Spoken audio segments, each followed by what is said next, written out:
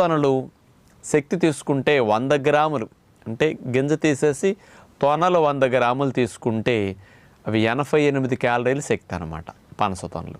ఈ పనస తొనలు 5, 10, 15, 20 మనం అట్లా తినేసేస్తే ఒక ఆహారంగా మంచి భోజనంగా అవి తినేసి కడుపు నిండటానికి బొప్పాయి, కర్బూజా లాంటివి నింపేయచ్చు అనమాట.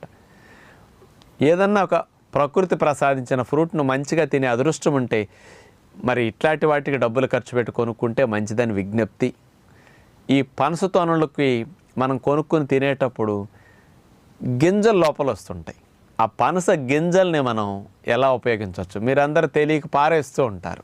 దీన్ని పారేయకుండా పనస గింజల్ని ఎట్లా చేసుకోవచ్చు అంటే కాల్చి తింటే భలే బాగుంటాయి. నుప్పుల్లో వేసి కాల్చుకోవటానికి అవకాశం ఉంటే చేసుకోవచ్చు. నుప్పుల్లో వేయకుండా కూడా ఇప్పుడు మనకి మందపాటి మూకుళ్ళు ఉంటాయి, పూర్వం రోజులు గుంట మూకుళ్ళు, అలాంటి వాటిలో పెట్టేసేసి మీరు